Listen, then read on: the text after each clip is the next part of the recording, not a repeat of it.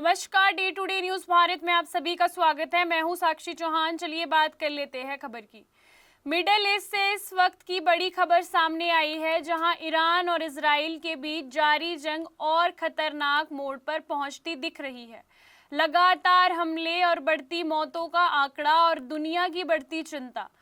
इस युद्ध को अब 1 महीने से ज्यादा का समय हो चुका है और हालात बिगड़ते जा रहे हैं।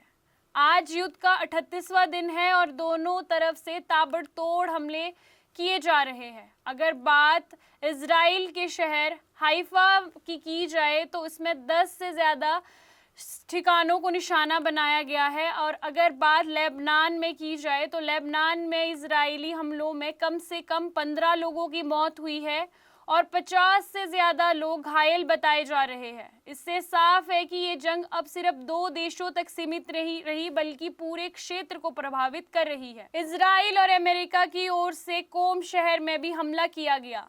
ये एक रिहायशी इलाका है और यहाँ पे एक रिहायशी बिल्डिंग को निशाना बनाया गया, जिसमें कम से कम 5 लोगों की मौत हो गई है। ये हमला दिखाता है कि अब जंग आम लोगों तक पहुंचती जा रही है और नागरिक भी इसकी चपेट में आ रहे हैं। इस जंग में सबसे बड़ा रोल निभा रहा है अमेरिका। जी हाँ, अगर बात अमेरिकी राष्ट्रपति डोनाल्ड ट्रंप की जाए तो उन्होंने ईरान को सख्त चेतावनी दी और हॉर्मुज को खोलने का अल्टीमेटम दिया और साथ ही कहा कि अगर ईरान नहीं माना तो वे बड़े हमले कर देंगे। ये हॉर्मुज दुनिया का सबसे अहम तेल मार्ग है। अगर ये रास्ता बंद होता है तो यहाँ तनाव बढ़ता है और इसका असर पूरी दुनिया की अर्थव्यवस्था पर पड़ता है।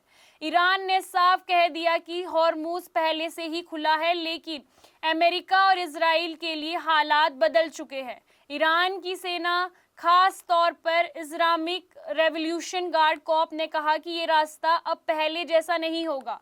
इस बयान से साफ है कि ईरान पीछे हटने के मूड में नहीं है। इस जंग को लेकर अमेरिका के अंदर भी विरोध हो रहा है।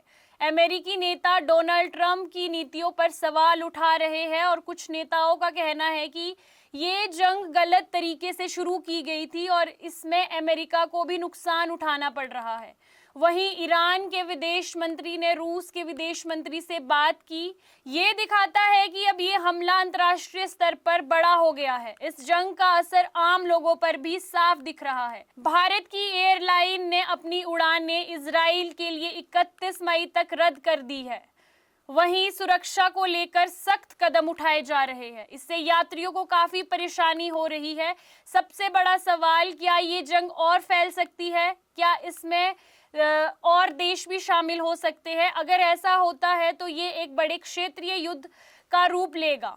इसका असर सिर्फ मिडिल ईस्ट तक नहीं होगा बल्कि पूरी दुनिया पर इसका असर पड़ेगा। फिलहाल हालात तनावपूर्ण बने हुए हैं। लगातार हमले, बढ़ती मौत के आंकड़े और बढ़ता अंतर्राष्ट्रीय दबाव। अब दुनिया की नजर इस बात पर टिकी है कि क्या ये जंग जल्द रुकेगी या और खतरनाक मोड़ पर पहुंच जाएगी। सपनों का घर देख रहे हो तो सही वीडियो पे आए हो। जी हाँ, अगर आप एक प्राइम लोकेशन पे अपने लिए घर देख रहे हो तो जेनेसिस हाइट और स्क्वायर आपके लिए एक लग्जरियस प्रॉपर्टी लेके आया है। इसमें आपको लग्जरियस फ्लैट, पेंटा हाउस, क्लब हाउस की सुविधाएं देखने को मिलेगी और जो जल्द ही बनकर तैयार हो जाएगी। और इसके साथ ही अगर हम बात करें इसके ग्रीन एरिया की, जो 3 एकड़ में फैला हुआ होगा, इस ग्रीन एरिया में सबसे बड़ी बात यह है कि आप अपने बच्चों के साथ क्वालिटी टाइम स्पेंड कर सकते हो, साथ ही अपने बच्चों को नेचर के साथ भी कनेक्ट कर सकते हो। आपको बता दें कि day to day news Bharat निष्पक्ष तरीके से पत्रकारिता करता है। हमारा कोई भी रिपोर्टर फील्ड में किसी से कोई उपहार या विज्ञापन स्वीकार नहीं करता। हम हमेशा दबे कुचले लोगों की आवाज बनते आए हैं और आगे भी बनेंगे। साथ ही हम लोकतंत्र के चौथे स्तंभ को मजबूत करने की कोशिश करेंगे। अभी के लिए फिलहाल इतना ही। देश दुनिया की तमाम खबरें जानने के लिए day to day news Bharat को देखते रहे। साथ ही हमारे चैनल को लाइक, शेयर और सब्सक्राइब करना ना भूलें। नमस्कार।